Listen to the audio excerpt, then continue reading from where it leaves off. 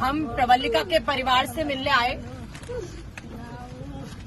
क्योंकि जो दर्दनाक हादसा इस परिवार के साथ हुआ है वो दर्द हम समझ रहे हैं।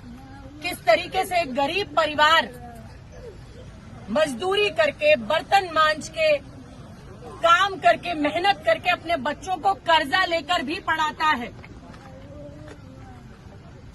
जिस परिवार के पास किताब खरीदने के पैसे ना हो, पैसे उधार लेकर भी अपने बच्चों को पढ़ाता है। और प्रवल्लिका के साथ जो हुआ वो आज पूरा देश, तेलंगाना के साथ साथ पूरा देश देख रहा है कि किस तरीके से बार बार एग्जाम्स को पोस्टपोन करके देश के भविष्य के साथ खिलवाड़ किया जा रहा है। और प्रवल्लिका जैसी बेटियों को सुसाइड करनी पड़ रही है, देश के भविष्य को सुसाइड करनी पड़ रही है। आज ये गरीब परिवार तड़प रहा है, रो रहा है, बिलख रहा है, अपनी उस होनहार बेटी को खो चुका है।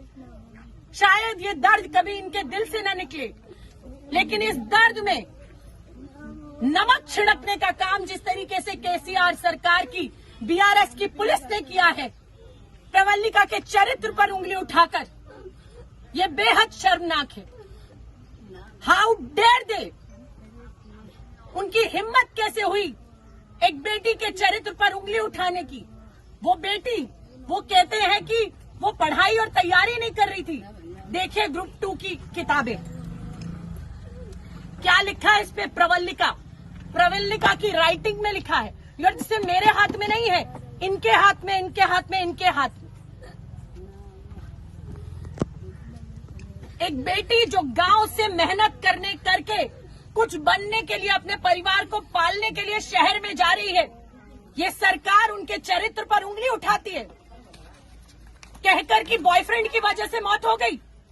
शर्म आनी चाहिए इस सरकार को। क्या देश की बेटियों की ये वक्त है?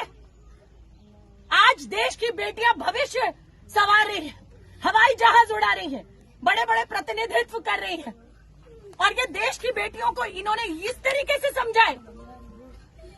आज प्रवल्लिका ने अपनी मां को सुसाइड करने से पहले जो सुसाइड नोट लिखा, उसमें लिखा कि मां मैं गांव में तब आऊंगी जब नौकरी लग जाएगी। लेकिन बार बार जिस तरीके से परीक्षाएं रद्द हुई, उन बच्चों को मजबूर कर दिया गया आत्महत्या करने के लिए। और ना जाने कितने सारे बच्चे आज प्रवल्लिका की तरह जूझ रहे होंगे, दिमागी परेशानी से, डिप्रेशन से। ना जाने कितने बच्चों के दिल में यह आ रहा होगा। इस भ्रष्ट सरकार की वजह से मैं केसीआर से पूछना चाहती हूं कि कविता के कुत्ते की मौत होती है तो डॉक्टर, वेटरनरी डॉक्टर सस्पेंड होता है, लेकिन जब प्रवल्लिका के चरित्र पर उंगली उठाई जाती है, जिस पुलिस वाले ने उठाई वो सस्पेंड क्यों नहीं हुआ अभी तक? क्या प्रवल्लिका इस तेलंगाना की बेटी नहीं है?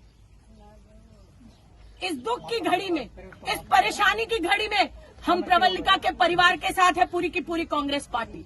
प्रियंका गांधी जी ने कहा है कि इस दर्द की घड़ी में हम प्रवल्लिका के परिवार के साथ है और जो मदद होगी हम लोग करेंगे। हम खड़े, इस परिवार के साथ खड़े रहेंगे और इनकी लड़ाई लड़ते रहेंगे। आप तेलंगाना की बेटियों के भविष्य के साथ, उनके चरित्र के साथ इस तरीके से खिलवाड़ नहीं कर सकते।